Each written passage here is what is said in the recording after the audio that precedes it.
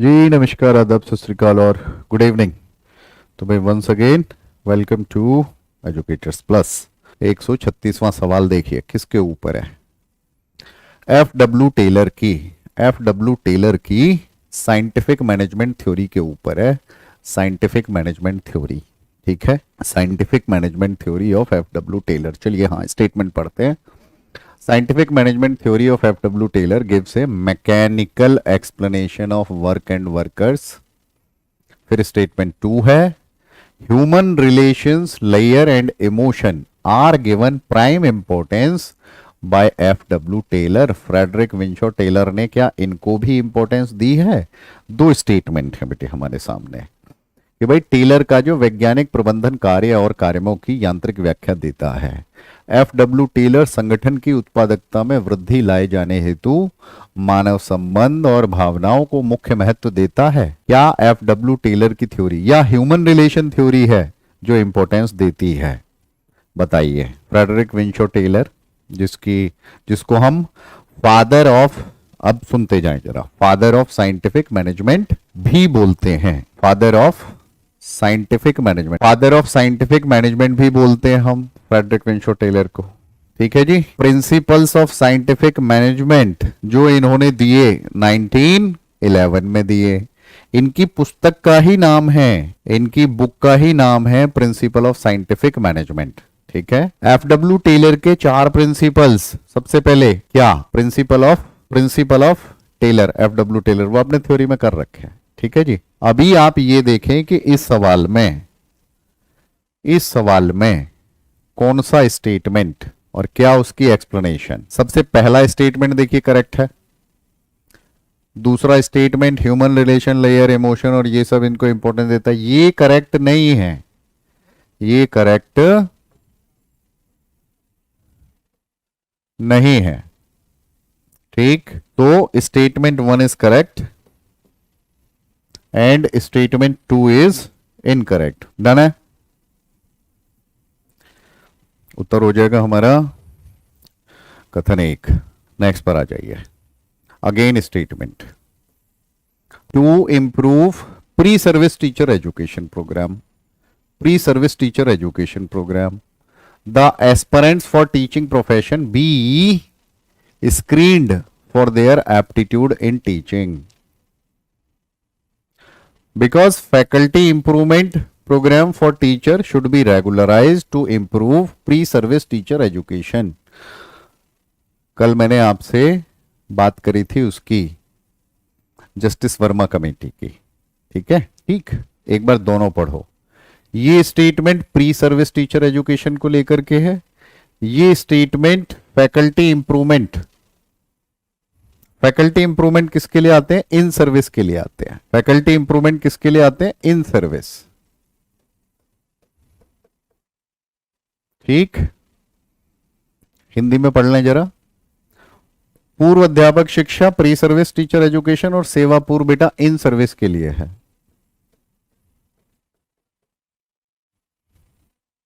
Done.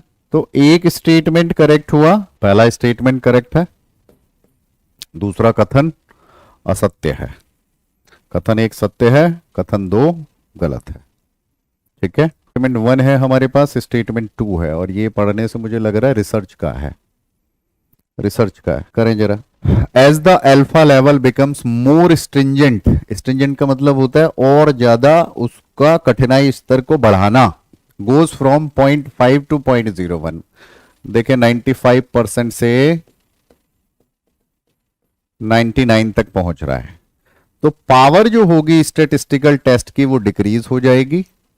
Alpha level कह रहा है, बीटा लेवल नहीं कह रहा है। तो पहला स्टेटमेंट सही है हमारा। जैसे जैसे अल्फा एरर होगा सांख्यिकी परीक्षण की शक्ति कम होती जाएगी, क्योंकि अल्फा एरर के होने से बीटा एरर कम होगा, ठीक। तो 1 माइनस बीटा बढ़ेगा, राइट। दूसरा है अनिर्देशात्मक परिकल्पना के सापेक्ष निर्देशात्मक परिकल्पना अधिक शक्ति की ओर अधिक होती है। Directional hypothesis leads to more power than a non directional hypothesis. ये स्टेटमेंट भी, चलिए आप बताइए, अल्फा और beta, Purnima ji, alpha plus beta मिलकर के 1 होता है, ठीक है। मोर स्ट्रिंजेंट मतलब इससे यहां तक जा रही है तो बढ़ रही है, तो ये कम होगी, अल्टीमेटली इसका और इसका जो डिफरेंस आएगा वो बढ़ेगा, ठीक। यही तो हम एग्जाम में नहीं कर पाते connect. Directional hypothesis non directional से ज्यादा पावर रखती है, ये भी सही है हमारा।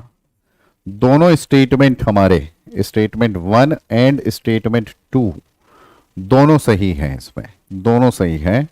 देखो फिर से समझो एक बार, देखो बेटा फिर से समझो, देखो ध्यान दो।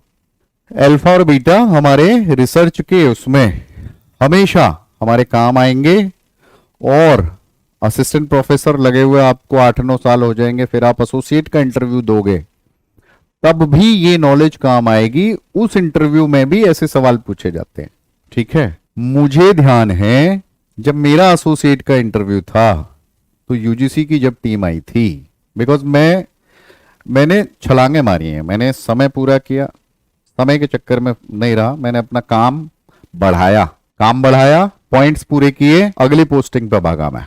जामिया से प्रोफेसर साहब आए हुए थे, उन्होंने मेरे से टाइप 1 टाइप 2 एरर का, यही अल्फा बीटा का ही सवाल पूछा था, और भी सवाल पूछे थे, ऐसी बात नहीं है, ठीक है।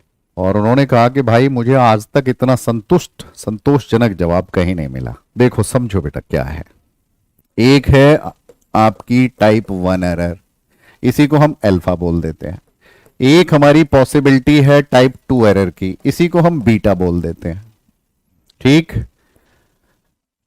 कहानी क्या है, कहानी यह है कि अगर हम अल्फा को साधते हैं तो बीटा बढ़ती है, अल्फा को कम करते हैं तो, और बीटा को अगर हम कम करेंगे तो हमारी अल्फा बढ़ेगी। दोनों का योग 1 है, दोनों का योग 1 है, ये ध्यान रखिए। पावर ऑफ द टेस्ट क्या है हमारी, power of the test plus beta equal to 1, तो पावर ऑफ द टेस्ट तो हमारी टाइप 1 एरर ही है। तो देखो हमें क्लियर होना चाहिए concept of type 1 type 2 error. Type 1 error क्या है, मैं फिर से आपको बता रहा हूं, रिजेक्टिंग द नल हाइपोथेसिस, जो कि ट्रू है। मतलब इसी बात को एग्जामिनर ये लिख रहा है कि type 1 error is rejecting the null hypothesis in favour of a false alternative hypothesis. तो ये स्टेटमेंट भी करेक्ट होगा। टाइप 2 एरर क्या है, is failing to reject a false null hypothesis, मतलब एक्सेप्टिंग कह लीजिए, in favour of a true alternative hypothesis. Type 1 alpha, मतलब possibility of type 1 is alpha, type 1 alpha नहीं है, पॉसिबिलिटी, अंडरस्टूड। और possibility of type 2 is beta. अब आइए power of the test के ऊपर। पावर है the probability of rejecting the null hypothesis when in fact it is false. कौन सी एरर बन गई? चलिए नेक्स्ट क्वेश्चन पर आ जाइए। नेक्स्ट सवाल है कि भाई फ्रॉइड की जो थ्योरी है, देखो कल इस पे कितना आसान सवाल था। फ्रॉइड की थ्योरी में id is the original system of personality and is the reservoir of psychic energy, ठीक है। It uses the mechanism of pleasure principle and as a tension reduction mechanism. Freud के प्रतिपादन में इदम व्यक्ति की प्रकृतिगत व्यवस्था है और यह मनोऊर्जा का भंडार है। सुख सिद्धांत की क्रियाविधि अनुप्रयोग करता है और निर्मोचन एक युक्ति है, ठीक है। दूसरा, सभी रक्षा युक्तियों में 2 गुण होते हैं, यथार्थ का निषेध या विकृतीकरण या मिथ्याकरण करती है। ये अचेतन रूप में कार्यशील होती है। अचेतन बोले तो आपका हो गया अनकॉन्शियसली,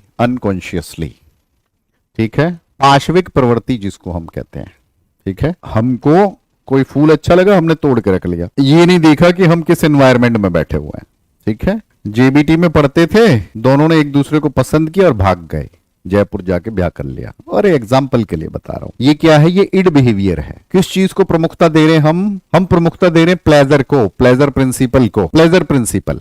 अब ध्यान करो, आप उसको देखो, आपने वो देखा है, क्या नाम है, शाहरुख खान और काजोल की जो मूवी थी अमरीश पुरी, घुटने टिका देता है उसके, दिल वाले दुल्हनिया ले जाएंगे। वो लड़का कितना सबको प्रसन्न करने की कोशिश करता है, उसके बाद में फिर जो है उनकी इच्छा से। अंडरस्टूड। हमने अपने एक मित्र का भी उदाहरण दिया था, शाकिर पाशा। छोटी बहन की भी शादी करी पहले, बड़ी बहन की भी शादी करी पहले, जब कोई बहन शादी के लिए नहीं रह गई तब खुद उसने इंटर रिलीजन मैरिज करी, हिंदू लड़की से शादी करी। फिर उसने, यार अगर हम पहले कर लेते तो फिर इनको दिक्कत आती। ये क्या है? ये है ईगो बिहेवियर। ईगो का मतलब क्या है? ईगो का मतलब वो ईगो नहीं है अकड़।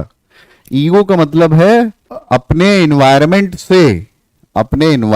से वाकिफ होना, उसके हिसाब से बिहेवियर करना। अंडरस्टूड। तो क्या हो जाएगा आंसर बताइए जरा इस सवाल का। दोनों ही स्टेटमेंट सही है श्रीमान जी, दोनों ही स्टेटमेंट सही है। Statement 1 and statement 2 are true. कथन 1 और कथन 2 दोनों सही हैं। ठीक है बेटा, नेक्स्ट पर आइए। Statement 1, statement 2। In addition to the fact that growth is continuous, it can be relatively rapid in certain stages of development. The process of development follows a pattern. In physical development, cephalocaudal sequence. In case of mental development, shows an increase in capacity of concrete level thinking to abstract level thinking. पढ़ लिया हमने दोनों, हिंदी में पढ़ लीजिए जरा एक बार। ठीक है जी, ये स्टेटमेंट भी सही है, ये स्टेटमेंट भी सही है। सेफेलोकॉडल कोई गलत चीज नहीं लिखी हुई है, और मेंटल में कॉन्क्रीट टू अमूर्त, अमूर्त से अमूर्त की ओर। In addition to the fact that growth is continuous, it can be relatively rapid in certain stages of development. अब मुझे पहले ये बताओ, सबसे, बिकॉज कई बार पीजीटी के एग्जाम में वो पूछ लेता है, सबसे दर पूछता, मैं हिंदी में बताता हूं। दर किसकी? वृद्धि की दर। अब ये दर निकालने में हम गड़बड़ करते हैं। दर का मतलब क्या होता है? कितने समय में कितने से कितने। हमको लगता है एडोलसेंट ही होगा आंसर। ठीक है, ये तो चलो मैं बोथ स्टेटमेंट ट्रू कर दूं। सही है उत्तर, दोनों सही है। चलिए, हिंदी में कहते हैं उसको rate, rate of growth.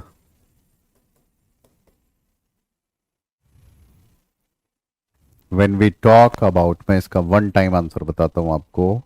When we talk about the rate of growth, the correct answer is, most probable answer is infancy. Done.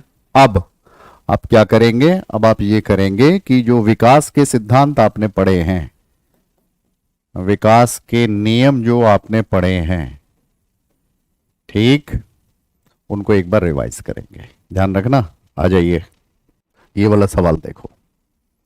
पाश्चात्य दर्शन का कौन सा संप्रदाय तत्व मीमांसा प्रतिज्ञाप्ति का समर्थन करता है? वैसे मुझे कल लेने थे, लेकिन कोई बात नहीं, आज करते हैं इस काम को। Which school of western philosophy endorse following metaphysical assertion. और क्या स्टेटमेंट लिखा हुआ देखिए, सिंस द यूनिवर्स, स्टेटमेंट पढ़ें ध्यान से, since the universe exists independent of us and is governed by laws over which we have little control, now it is necessary to know certain definite things about this universe in order to adopt to it.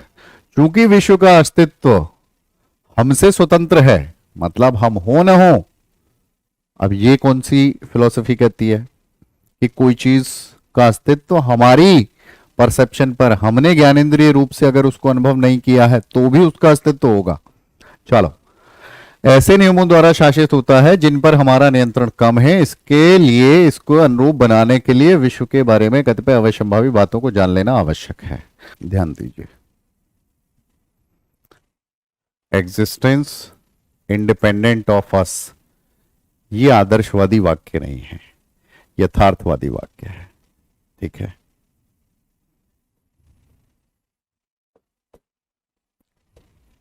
Realism की कई type मैंने आपको कराई है। ठीक है, philosophical realism या realism की फिलोसॉफी क्या कहती है, मेटाफिजिक्स क्या बोलती है रियलिज्म की।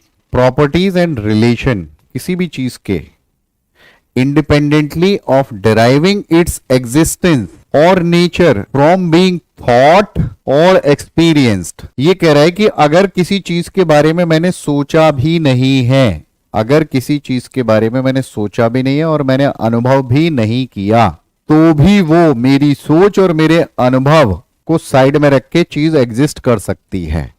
ये है रियलिज्म की मेटाफिजिक्स, तत्व मीमांसा। ठीक है, कई बार आपने वो सवाल देखा है आपने, things exist of their independence, हमेशा उसका आंसर हम क्या लगाते हैं? रियलिज्म। चलो बेटा, पिछली बार यूपीएचएससी में भी आया था वो, और एजुकेशन वाले में आया था, जो 38 नंबर पोस्ट कोड है। ठीक है, according to NCF 2005 the silent guiding principles of curriculum development include. देखिए, एक सवाल हम परसों की क्लास में भी कर चुके हैं इसी से रिलेटेड। एनसीएफ 2005 के अनुसार पाठ्यक्रम विकास के प्रमुख मार्गदर्शक सिद्धांत में कौन कौन से सिद्धांत शामिल हैं? Connecting knowledge to life outside of school या आउटसाइड ऑफ द वॉल्स अगर लिखा होगा, विद्यालय के बाहर के जीवन से शिक्षा को जोड़ना, ये एनसीएफ कहता है। ठीक, ensuring that learning shifts away from rote methods, रटंत विधि से अलग किया जाना सुनिश्चित करना अधिगम के लिए। Enriching curriculum beyond text books, interfacing with medical model of disability, focusing on dominant culture. ये सी जो है ये भी सही है कि भाई किताबों के आगे जहां और भी है, समझ में आई चीज? धूप में निकलो, घटाओं में नहाकर देखो, और जिंदगी क्या है किताबों को हटा के देखो या किताबों से जोड़ के देखो। समझ में आ गई चीज? एनसीएफ की आत्मा है।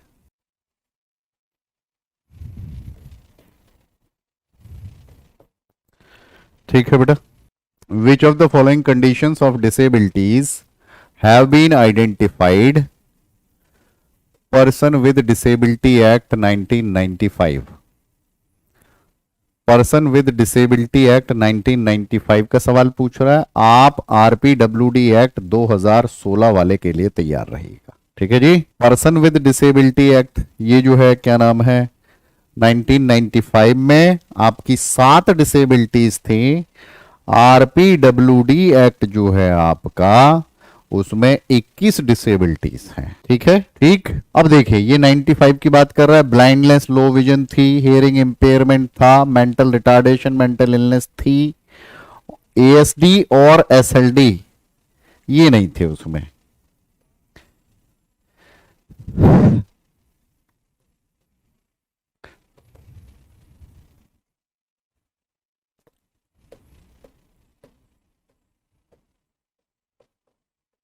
टोटल 21 तरीके की डिसेबिलिटीज, 21 तरीके की। मेरे साथ साथ बोलो, सस्वर वाचन करिए, मुंह से बोलिए, याद हो जाएंगे। Blindness, low vision, leprosy cured person, hearing impaired जिसमें डेफ और हार्ड ऑफ हियरिंग दोनों आ गए, locomotor disability, dwarfism, intellectual disability, mental illness, autism spectrum disorder, cerebral palsy, muscular dystrophy, chronic neurological conditions, specific learning disabilities, multiple sclerosis. ठीक है जी, multiple sclerosis कितनी हो गई? 14। Speech and language disability, thalassaemia, haemophilia, sickle cell disease, multiple disabilities जिसमें deaf और blind दोनों एक ही व्यक्ति में है, 19 हो गए। एसिड अटैक विक्टिम हो गए, और पार्किंसन हो गया, पार्किंसन हो गया, हो गई पूरी की पूरी 21। ठीक है। Creative common licensing allow the users to, आपका ईटी की यूनिट है, ईटी की, सीसी लाइसेंसिंग। कई तरीके से लाइसेंस इस्तेमाल होता है। जब हम कॉपीराइट एक्ट की बात करते हैं, इंटेलेक्चुअल प्रॉपर्टी राइट्स की बात करते हैं, जो भारत सरकार के कानून है, और उसमें आप भारत की कम्युनिकेशन जो और आईसीटी पर जो एक्ट है उसको भी जब आप मिला देंगे, वही आधार है प्लेजरिज्म का, किसी का काम कॉपी पेस्ट कर लेना। और अब तो क्या हो गया है, अब तो टेक्नोलॉजी ऐसी आ गई है कि अगर आप किसी एआई टूल से भी लिख देते हैं तो भी परसेंटेज आ जाती है, तो भी पता चल जाता है कि ये खुद लिखा है, ये ह्यूमनाइज कंटेंट है या डीह्यूमनाइज कंटेंट है। ठीक, तो मेरे कहने का मतलब ये है कि एआई कभी भी इंसान को उसकी क्रिएटिविटी को रिप्लेस नहीं कर सकती, सबसे पहली चीज। ठीक है जी, आइए, creative common licensing allow the users to, creative common licensing प्रयोगकर्ता को किन की अनुमति देती है? Use the educational context, remix educational content, remember the educational content, redistribute the educational content. क्या क्या चीज शामिल होगी? रीडिस्ट्रीब्यूट शामिल होगा, रीमेक शामिल होगा, ठीक, और यूज द एजुकेशनल कॉन्टेक्स्ट ये शामिल होगा।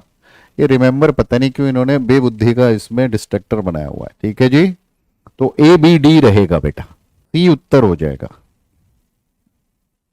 होमवर्क आपका क्या है? ये जो क्रिएटिव कॉमन्स है, क्रिएटिव कॉमन्स, इसके जो लाइसेंस और जो सिंबल हैं,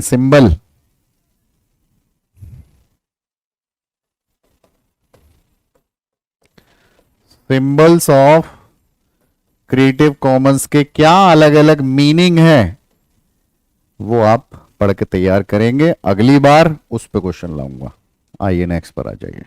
विच of the following statement exemplify the characteristic features of linear programmed style of instructional technology? कौन सा कथन अनुदेशन तकनीक की रेखीय अभिक्रम शैली अभिलाक्षणिक विशेषताओं का उदाहरण द्वारा समझाता है? Small step presentation, treatment of errors to promote understanding, active responding. देखो डीपीआर बताता हूं हमेशा, demonstrate prompt release, immediacy of feedback. लेकिन डीपीआर जो है मैथमेटिक्स से रिलेटेड है, ये भी ध्यान रखना, बहुत डिफिकल्ट सेट है ये क्वेश्चंस का। उसने पूछा सिर्फ लीनियर जिसमें एक फ्रेम में जो इंफॉर्मेशन है उसके आधार पर बच्चे ने आंसर किया, फिर उसके बाद में अगला फ्रेम आएगा, बीच में ना तो ब्रांचिंग की तरह उसको कहीं और भेजा जाएगा रेमिडिएशन के लिए। तो कहने का मतलब क्या हो गया? स्मॉल स्टेप प्रेजेंटेशन हो गई, इमीडिएसी ऑफ फीडबैक हो गई, एकदम तुरंत उसको फीडबैक मिल रहा है, और रिस्पॉन्ड उसको, हाँ वो मैथमेटिक्स का होगा, राइट, एक्टिव रिस्पॉन्डिंग होगी। सिर्फ लीनियर भी छोड़ो, सिर्फ प्रोग्राम्ड इंस्ट्रक्शन के ऊपर एक मेरी पुस्तक है, ठीक है। इमीडिएसी ऑफ फीडबैक हुई ACE,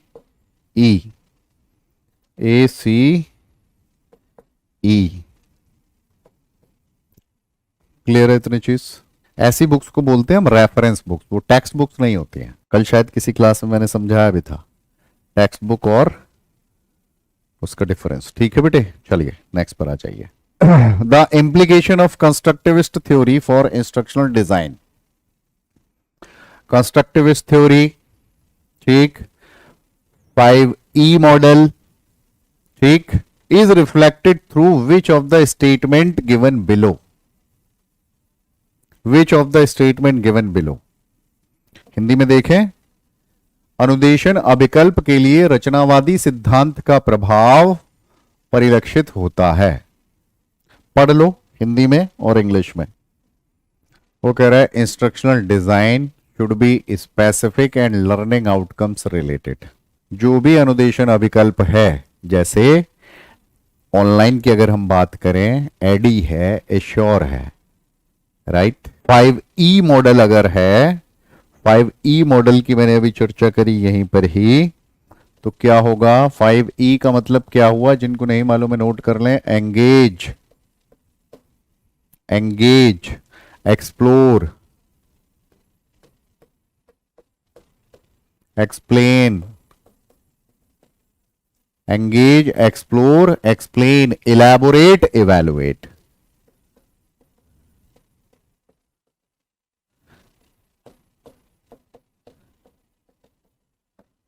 ठीक, सवाल पर आ जाइए वापस। इंस्ट्रक्शनल डिजाइन को स्पेसिफिक और लर्निंग आउटकम रिलेटेड होना चाहिए, लेकिन ये आपसे कह रहा है कंस्ट्रक्टिविस्ट थ्योरी के हिसाब से, कंस्ट्रक्टिविस्ट थ्योरी के हिसाब से, ठीक। Instructional design should promote participatory approach leading to creation of meaning. भाई ये करेक्ट होगा, बी। देखो रचनावादी उपागम, ठीक, पार्टिसिपेटरी अप्रोच। दूसरा, instructional design should be specific so that learning outcomes are this. Instructional design should provide a scope for challenging learning context and proactive moves. अनुदेशन अविकल्पों, अधिगम प्रसंगों व अग्रलक्षी कदमों के लिए चुनौती के लिए क्षेत्र प्रदान करना चाहिए। कंस्ट्रक्टिविज्म क्या कहता है? कंस्ट्रक्टिविज्म, छोटी छोटी ज्ञान राशियां एकत्रित करता हुआ, एक्टिव रहते हुए अपने अनुभव के आधार पर ज्ञान संसार की रचना करना। ए और डी, ए एंड डी, ये क्या हो रहा है? अच्छा इधर है, ओके, डी एंड ए लिखा हुआ है बेटा, ठीक है, डन। आ जाइए, मोबाइल एप्लीकेशंस एम लर्निंग।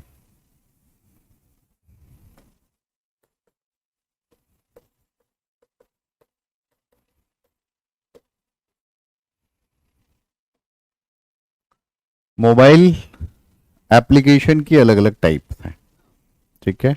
जैसे आप हमारी ऐप देखते हैं, हाइब्रिड ऐप, नेटिव ऐप, ठीक। जैसे आप व्हाट्सएप वेब भी यूज करते हैं, ऐसे मोबाइल वेब, वेब ऐप्स क्या होती हैं? नेटिव ऐप्स क्या है? मोबाइल डिवाइस का ही, बी एंड डी होगा answer, right, B and D. यहां सही किया, टिक करते हुए गलत हो गया, माय बैड। अब ठीक है, नेटिव, मोबाइल और हाइब्रिड, ये इमिग्रेंट्स ऐप नहीं होती बेटा, ठीक है, ठीक। नेटिव ऐप, मोबाइल वेब और हाइब्रिड, हाइब्रिड इन दोनों का मिक्सचर। नेटिव ऐप जो है हम उसको बोलते हैं जो कि मोबाइल के डिवाइस का ही ऑपरेटिंग सिस्टम यूज होता है स्पेसिफिकली, ठीक है। जैसे कुछ ऐप्स आपने एंड्रॉयड ऐप्स देखे होंगे, कुछ ऐप्स आपने ओनली आईओएस ऐप्स देखे होंगे, ठीक है। वेब ऐप्स रिस्पॉन्सिव वेबसाइट्स होती हैं वो, और यूजर को अडेप्ट कर देती है, उसको इंटरफेस मिलता है उसको ऐप का भी और वेब का भी, ठीक। हाइब्रिड जो है वेब एप्स होती हैं लेकिन वो दिखती है नेटिव, ये है हाइब्रिड। डिटेल में पढ़ना हो एक बार, ये तीनों क्लियर है, तीनों का डिफरेंस प्रिंस। आ जाइए नेक्स्ट पर, आ जाइए, आंसर क्या है? ए बी सी।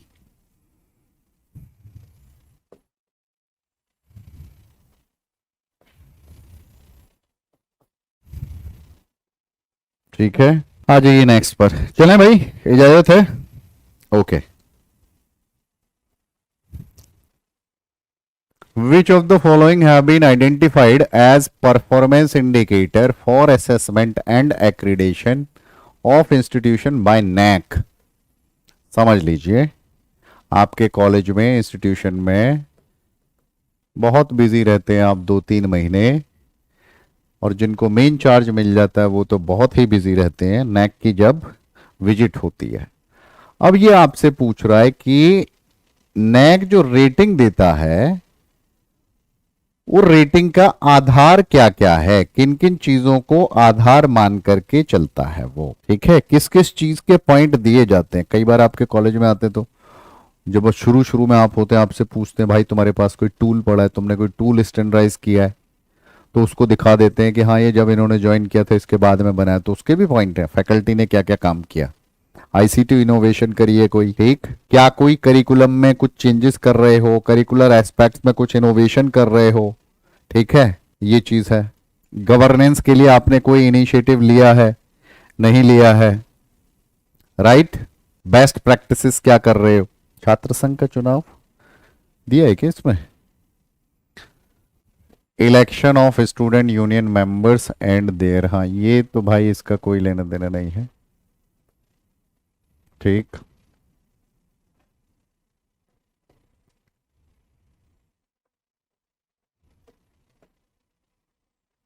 क्या हो गया हमारा? ए बी सी और ई, ए बी सी और ई, डन है।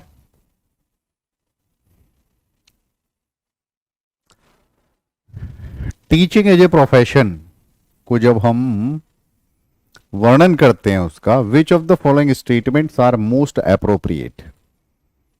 शिक्षण एक व्यवसाय के रूप में क्या क्या डायमेंशंस होंगे इसके? लॉन्ग और short duration of training, has effect on making teaching skill repertoire representative. प्रशिक्षण की दीर्घ या लघु अवधि से शिक्षण कौशल कोश को प्रतिनिधिक बनाने पर प्रभाव पड़ता है। पहला स्टेटमेंट, लॉन्ग और short duration of training has effect on making teaching, yes it does effect, इसका प्रभाव पड़ता है। ठीक है। A well defined performance standard facilitate professional acquisition, सुपरिभाषित कार्य निष्पादन मानक के व्यावसायिक अधिग्रहण, ये भी सही है। Teaching means an activity aimed at influencing others an organised body of knowledge. Teaching and learning are like selling buying transactions. हमने क्या क्या छांटा, ए छांटा, बी छांटा और हमने डी छांटा, बी डी, डी में मिला है हमको। आपका आंसर भी यही है क्या? छोटा सा टॉपिक है आपका टीचर एजुकेशन में, टीचिंग एज ए प्रोफेशन। और देखिए सवाल देखिए, सवाल का लेवल देखिए आप। ये बेटे सबसे ज्यादा पॉइंट मिलते हैं बेटा इनोवेशन में, इनोवेशन और आईसीटी कंप्लायंसेस में, गवर्नेंस के। ठीक है। आपकी जनरल मैगजीन बाकी क्या काम किए, कम्युनिटी पार्टिसिपेशन कितना है स्टूडेंट्स का, आपके सारे स्टूडेंट्स ने, सारे कोर्सेज के स्टूडेंट्स ने किसी एनजीओ में जाकर के इंटर्नशिप करी है कि नहीं करी है। ये छोटी छोटी विंडो बता रहा हूं मैं आपको, जहां से नैक के बहुत सारे पॉइंट्स इकट्ठे कर लेते हैं, लोगों को पता नहीं है। ठीक है। और उसके लिए कुछ भी नहीं करना होता किसी एक, और बच्चों को सर्टिफिकेट भी होना चाहिए, आपका एमओयू होना चाहिए उस संस्था के साथ, या कोई भी काम कर रहे हो सबूत चाहिए उसका। ठीक है। नेक्स्ट पर आ जाइए। Which of the following are presage related criteria for teacher evaluation. जब आप पेपर 1 में पढ़ते हैं फैक्टर्स इफेक्टिंग टीचिंग, और वो भी रिलेटेड विथ टीचर, 3 तरीके के फैक्टर्स आप पढ़ते हैं। ठीक है। अब प्री सेज में कौन सा आता है? प्री सेज में वो आते हैं जो टीचर की पर्सनालिटी से जुड़े हुए हैं, टीचर की पर्सनालिटी से जुड़े हुए हैं, जो टीचर के से ही रिलेटेड फैक्टर्स हैं, लेकिन उसके पेडागोजी और उसकी टीचिंग इफेक्टिवनेस पर फोकस डाल सकते हैं। उसकी ट्रेनिंग हो सकती है, उसका एक्सपीरियंस हो सकता है, उसके पर्सनल एट्रीब्यूट्स हो सकते हैं, फैमिली बैकग्राउंड, रिलीजन, कल्चर, ये सारी चीजें हो सकती हैं। क्या उसका परसेप्शन है, टीचर के अपने beliefs, attitude, perception, background, knowledge towards teaching and learning process. Teacher by choice है या टीचर बाय चांस है? चलो ठीक है, लेखपाल नहीं बने, पटवारी नहीं बने, चलिए हम मास्टर बन जाते प्राइमरी में। या बाय चॉइस उसने कभी कुछ और, उसको लगा हाँ मैं बहुत प्लान तरीके से आया हूं, मुझे क्या करना है। क्यों असर करती है? बिकॉज ये ट्रेड्स हमारे अपने अंदर होते हैं। हम क्लासरूम में भी जब जाते हैं तो वहां पर जो भी प्रेजुडिसेस, बायसेस है, उनको साइड में रख के जाना चाहिए, लेकिन डायरेक्टली इनडायरेक्टली मिलता ही है ना उनका असर। ठीक है जी। Teachers personality pattern and motivational disposition, A correct है। Teachers method of providing feedback, extent of learning and motivation, social competence and self esteem. अच्छा तो दो ही पूछे हैं। Management and mentoring technique employed by the teacher, by presage criteria से जुड़े हुए ए और डी रहेंगे बस, ए और डी रहेंगे बस। ठीक है, ठीक है बेटे। तो ए एंड डी ओनली। ठीक है। आज की क्लास में जितने जितने टॉपिक, चाहे 5E मॉडल है, 5E मॉडल जब पढ़ोगे तो गैने की हायरार्की भी एक बार पढ़िएगा, अभी जो 9 पॉइंट्स की मैंने आपको कराई है। ठीक है, clear? Thank you so much.